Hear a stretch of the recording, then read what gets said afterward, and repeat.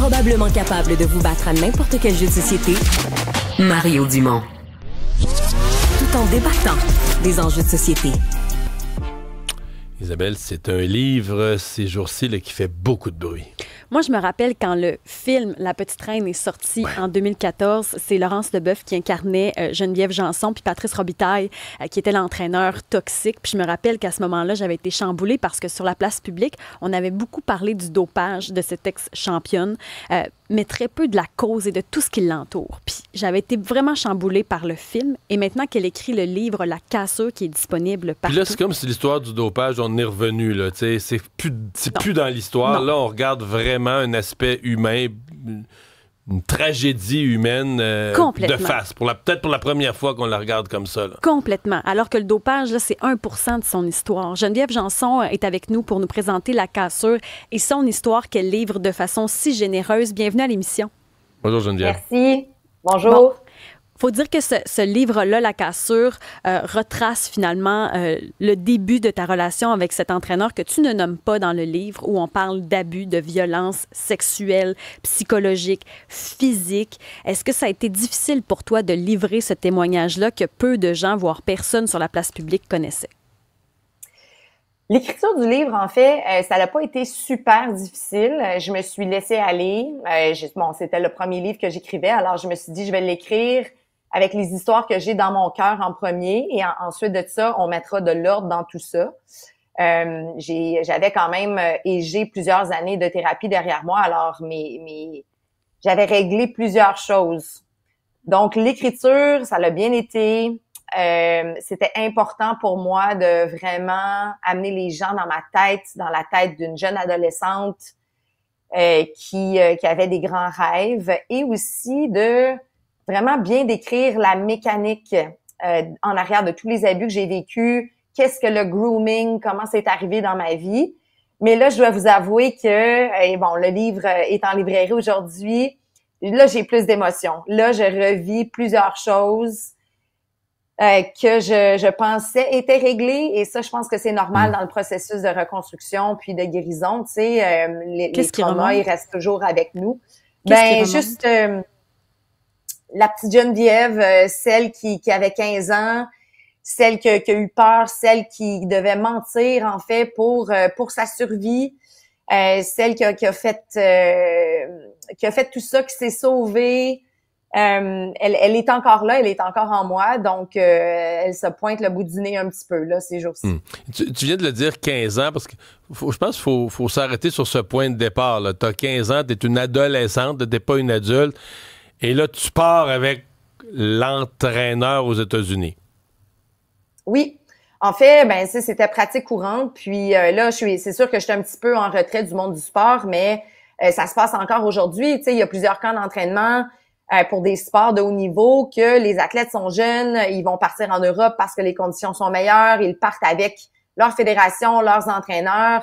Alors pour moi, dans le temps, mon entraîneur venait du milieu du canot-kayak. Et ça se faisait couramment, là, les athlètes allaient s'entraîner en Floride tout l'hiver. Donc, c'était pas quelque chose qui était hors de l'ordinaire dans le milieu du sport, même si on parle de la fin des années 90. C'est bien que tu le dises, parce que je suis convaincu que les gens qui entendent l'histoire vont être portés à juger, dire, voyons, là, tu sais, les gens autour d'elle, ses parents, ils laissent faire ça, part avec un gars. C'est pas comme ça, c'est une pratique sportive quand tu arrives dans l'élite, là, qui était acceptée. Oui, et surtout au Québec. Moi, je pratique un sport d'été. Le Québec, on sait que l'hiver, on a... c'est une province où est-ce qu'on a 9 mois d'hiver avec 2 mois, tu sais, de température moyenne, puis 2 mois d'été. Mettons 5-7. Okay. Ouais, donc, tu sais, c'était... l'hiver... il fallait... On n'avait pas toute la technologie. Maintenant, on a des plateformes en ligne où est-ce qu'on peut s'entraîner de la maison et tout, mais ça remplace pas s'entraîner dehors sur la route. Donc, oui, tu sais, c'était pratique courante, et ça l'est encore. Mais ça a duré 10 ans où on te menaçait parce que toi, tu voulais être la meilleure, tu voulais être une championne dans le monde du cyclisme, puis on te menaçait que si tu dénonçais, si tu faisais quoi que ce soit, il allait s'enlever la vie. Puis toi, tu as comme enregistré que si tu voulais performer, il fallait que tu t'endurcisses. Il y a eu beaucoup de manipulations, beaucoup de toiles tissées autour de toi aussi, qui peut-être que pour les gens extérieurs, c'est difficile à comprendre, mais dans ton livre, tu nous amènes là-dedans où on est capable de sentir le couloir dans lequel il t'enfermait.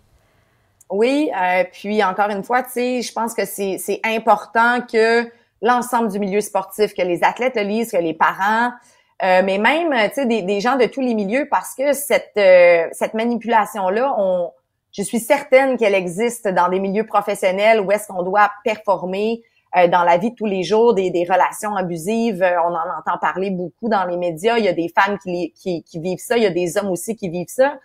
Donc, ça se tisse très, très lentement parce qu'il y a une relation de confiance qui s'établit en premier. Et avec la confiance, bon, ben là, on fait de plus en plus confiance en fait. Et puis, c'est là que les abus rentrent petit par petit. Et dans mon cas, ils étaient, je veux pas dire justifiés, mais le sens en arrière des coups qu'il me donnait ou de la violence verbale qu'il y avait, c'était vraiment pour me rendre plus endurcie, plus tough. Et son argument, c'était que dans le monde du sport, c'est comme la jungle et c'est les meilleurs et les plus endurcis qui gagnent. Et ce n'est pas faux parce que ça fait vraiment, vraiment mal gagner une médaille aux Olympiques, aux championnats du monde, dans les Coupes du monde. Donc, pour moi qui avait 14-15 ans à l'époque, l'Internet n'existait pas, j'avais pas de modèle féminin en cyclisme ou dans n'importe quel sport. Je commençais déjà à être isolée. Je trouvais que ça avait un certain sens. Donc, c'est super complexe et c'est pour ça que je l'explique aussi. Parle-nous du premier moment, bon, violence psychologique, mais du premier moment où il y a eu un coup qui a été donné, le premier moment de la violence physique, puis comment tu t'es senti comment tu l'as vécu dans les heures qui ont suivi? Ben en fait, on était dans un entraînement qui était quand même assez difficile et moi je m'étais fait dire on peut apprendre à gagner. Et pour gagner, les premiers intervalles, donc une intervalle c'est un espace-temps d'effort très intense avec un repos. Les premières intervalles servent à te fatiguer et dans les dernières intervalles, c'est là qu'on s'en va vraiment chercher la forme physique et qu'on apprend à gagner parce qu'on a mal partout. On veut lâcher, tu sais, notre mental est moins fort, donc c'est là qu'on apprend à gagner. Et encore une fois, ça a du sens et je pense que ça s'applique encore dans le monde du sport aujourd'hui pour s'améliorer. Donc, c'est dans un entraînement comme ça, arrivent les dernières intervalles, j'ai froid, j'ai faim, je suis fatiguée, je commence à avoir peur de pas réussir les derniers temps qui étaient au programme. J'avais eu 2 gros examens ce jour-là à l'école, j'étais fatiguée. Et je commence à pleurer et je lui dis je pense pas être capable de terminer, tu sais, j'aimerais ça qu'on arrête, j'ai le goût de revenir chez nous, c'était juste avant les vacances de Noël. Et c'est là que le premier coup est arrivé. Puis il m'a dit ouais, c'est ça, je savais que tu allais me faire perdre mon temps, tu m'as demandé d'être la championne du monde et à la minute que ça commence à être difficile, tu veux lâcher. Il dit ça se passera pas comme ça. Tu sais, moi on va rester ici jusqu'à temps que tu réussisses tout puis même, on peut rester jusqu'à minuit. Moi, ça me dérange pas. Moi, je suis tough. Je peux avoir faim, je peux avoir froid, tout. Donc, on était au Mont-Royal.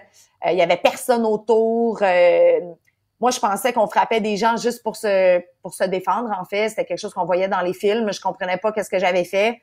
Donc, je savais pas comment m'en sortir. J'avais pas d'argent pour appeler mes parents. J'étais venue avec lui. C'était lui qui me ramenait à la maison. Donc, ça a été vraiment le premier moment. Et ensuite de ça, c'est sûr que la peur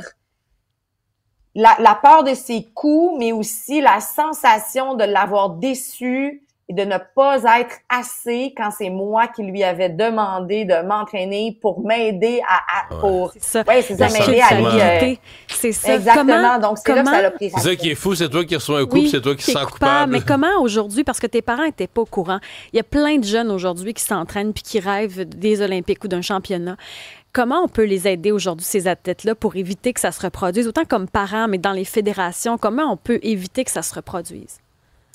Mais ça va être un travail vraiment de l'ensemble du milieu sportif et de la société aussi. Il faut pas oublier que qu'on soit directeur de fédération ou qu'on soit entraîneur ou qu'on soit dans les médias, on a tous un devoir de citoyen, essayer de protéger nos jeunes et de les aider à se développer comme humains en premier. Maintenant, on a des plateformes comme Sportaid qui existent au Québec.